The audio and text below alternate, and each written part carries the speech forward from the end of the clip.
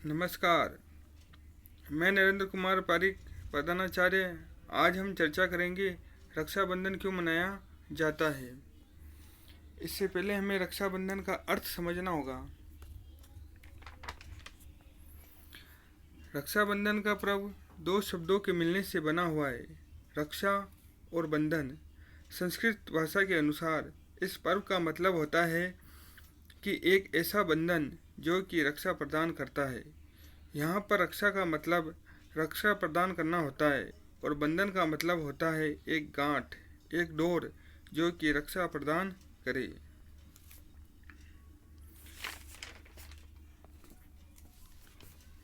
इस दिन बहनें अपने भाई की कलाई में राखी बांधती है और उनके अच्छे स्वास्थ्य और लंबे जीवन की कामना करती है। रक्षाबंधन का त्यौहार सावन मास की पूर्णिमा को मनाया जाता है। वास्तव में रक्षाबंधन भाई बहन के अटूट प्रेम का समर्पित त्यौहार है जो सदियों से मनाया जाता आ रहा है। हम रक्षाबंधन क्यों मनाते हैं, इसके बारे में अब हम चर्चा करेंगे।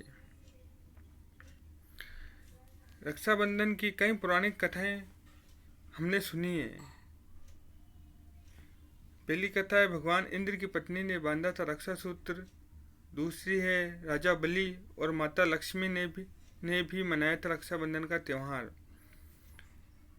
तीसरी है द्रौपदी ने बांधी भगवान श्री कृष्ण को राखी। चौथी संतोषी माँ की कहानी। पांचवी यम और यमुना की कहानी। छठी सम्राट सिकंदर और सम्राट पुरु की कहानी। पहली कहानी है भगवान इंद्र की पत्नी ने बांधा था रक्षा सूत्र। भविष्य पुराण के अनुसार एक बार देवताओं और असुरों में युद्ध हुआ जिसमें देवता हार रहे थे। देवताओं को हारता हुआ देखकर इंद्रदेव देवगुरु बृहस्पति के पास गए और इनसे इस समस्या का हल पूछा। तब देवगुरु बृहस्पति ने मंत्रों से अभिमंत्रित एक रक्षा सूत्र इंद्राणी को इंद्र की कलाई पर बांधने के लिए कहा, जिसके बाद इंद्र ने असुरों पर विजय प्राप्त की थी और वह दिन सावन मास की पूर्णिमा थी। दूसरी कथा है राजा बलि और माता लक्ष्मी ने मनाया था रक्षाबंधन।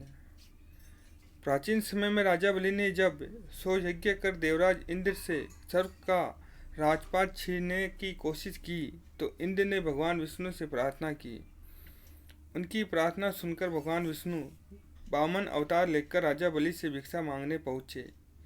भगवान ने 3 पग में आकाश, पाताल और धरती नापकर राजा बलि को रसातल में भेज दिया। तब राजा बलि ने अपनी भक्ति से भगवान को रात दिन अपने सामने रहने का वचन लिया।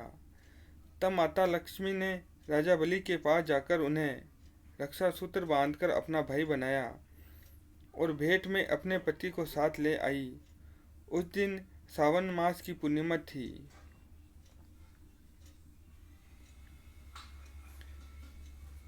तीसरी कथा महाभारत से जुड़ी हुई है। द्रौपदी ने बांधी भगवान श्री कृष्ण को राखी। महाभारत के एक प्रसंग के अनुसार भगवान श्री कृष्ण ने जब सुदर्शन चक्र से शिशुपाल का वध किया तब शिशुपाल का सिर काटने के बाद जब चक्र वापस श्री कृष्ण के पास आया उस समय श्री कृष्ण की उंगली कट गई और भगवान कृष्ण की उंगली से रक्त बहने लगा। यह देखकर द्रौपदी ने अपनी साड़ी का किनारा फाड़कर श्री कृष्ण की उंगली में बांध दिया। श्री कृष्ण ने तब द्रौपदी को सदैव उनकी रक्षा करने का वचन दिया। भगवान श्री कृष्ण द्रौपदी को अपनी बहन मानते थे। तभी से रक्षाबंधन के दिन बहनें अपने भाइयों को राखी बांधती है और भाई उसकी रक्षा करने का वचन देता है। आपने महाभारत में चीरहरण का दृश्य भी देखा होगा। दुशासन द्वारा जब द्रौपदी का चीरहरण किया जा रहा था तब भगवान श्री कृष्ण ने उनकी लाज बचाई थी।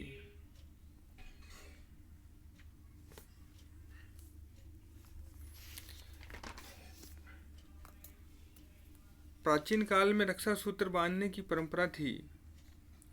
प्राचीन काल में पुरोहित, राजा और समाज के वरिष्ठ जनों को श्रावण पूर्णिमा के दिन रक्षा सूत्र बांधते थे।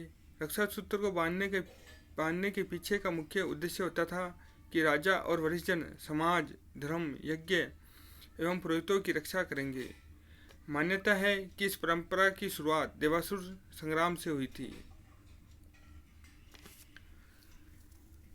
अब आपको समझ में आ गया होगा कि रक्षाबंधन का त्यौहार पौराणिक काल से मनाया जा रहा है। यह त्यौहार भाई बहन द्वारा तो मनाया जाता ही है, लेकिन आप भी अपने परिवार में रक्षा सूत्र बांधकर इस त्यौहार को मना सकते हैं। इस रक्षाबंधन पर हम स्वदेशी वस्तुओं को अपनाएंगे और विदेशी वस्तुओं का बहिष्कार करेंगे। जय हिंद, जय भारत।